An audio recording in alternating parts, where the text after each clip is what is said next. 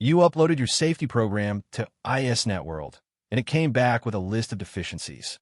Or you were about to upload one, and you wanted to pass the first time instead of bouncing back and forth for weeks. Here is the good news. The ISNetworld review, called RAVS, rejects programs for a small handful of boringly predictable reasons. Once you know what they are actually checking for, you can beat it.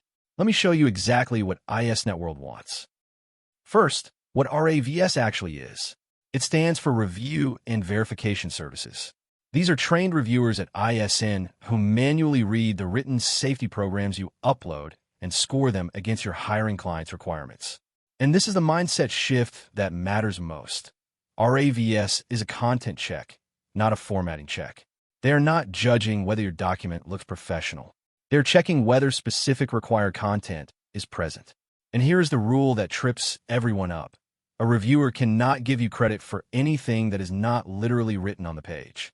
If it is implied, assumed, or obvious but not stated, it counts as missing. So which safety programs does ISNetworld require? Here is the part that confuses people. There is no single universal list. What you have to provide depends on your hiring client and the work you will do. Your client selects the required topics based on your scope, things like fall protection, hazard communication, personal protective equipment, and whatever else applies to your trade.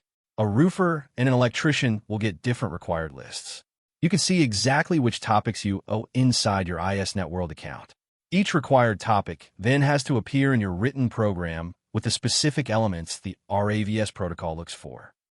Here is how the review actually works. A reviewer takes each required topic and checks it against a checklist of required elements, essentially sentence by sentence. Every element that is missing comes back to you as a deficiency note that names the exact thing that is not there. You then revise your program, resubmit it, and the cycle repeats until every element passes. Those scores feed your overall grade, which is what your client sees. This is why first pass quality matters so much more than upload speed.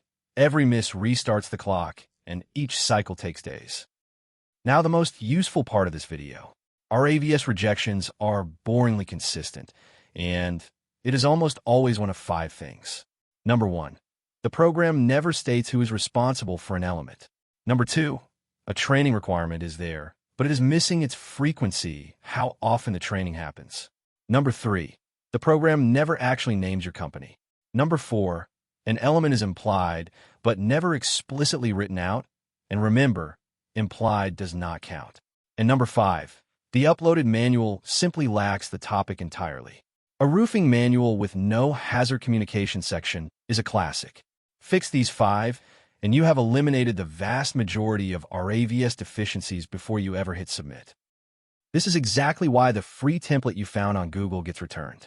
A generic template is written for nobody in particular, so it fails on all 5 counts at once.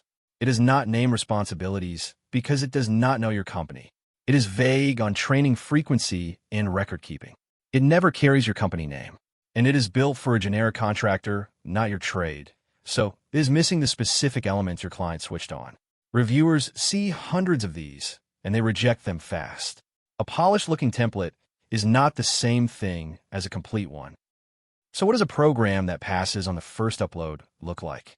It names who is responsible for each element.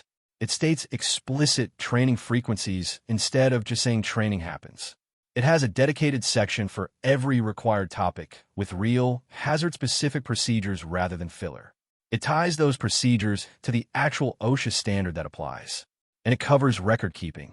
Most importantly, it is written around your company and your trade, so the reviewer can find every required element exactly where they expect it. Let me show you the fastest way to get one like that. This is TailgateDocs. You pick your trade, answer plain English questions about your company and your work, and it generates a written safety program built with exactly the structure RAVS reviewers look for. Named responsibilities, explicit training frequencies, hazard-specific sections that cite the real 29 CFR standards, and record keeping, all written around your company and your trade. Is the difference between a document that looks like a safety program and one that actually contains every element a reviewer is checking for. It is $149 one time, and if a reviewer still flags an element, you reply to your delivery email and it gets revised free. Link is in the first line of the description and the pinned comment. Quick recap. RAVS is a content review, not a formatting review, and it cannot credit anything that is not literally on the page. Your hiring client picks which topics you owe, and you can see them inside ISNetworld. The rejections come down to 5 predictable misses. No named responsibility, no training frequency, no company name, implied instead of stated, or a topic missing entirely. Cover every required element explicitly for your trade, and you pass. If you want that done right the first time, TailgateDocs.com/safety-program. And if you have not seen it, watch my full step-by-step ISNetworld walkthrough next. See you there.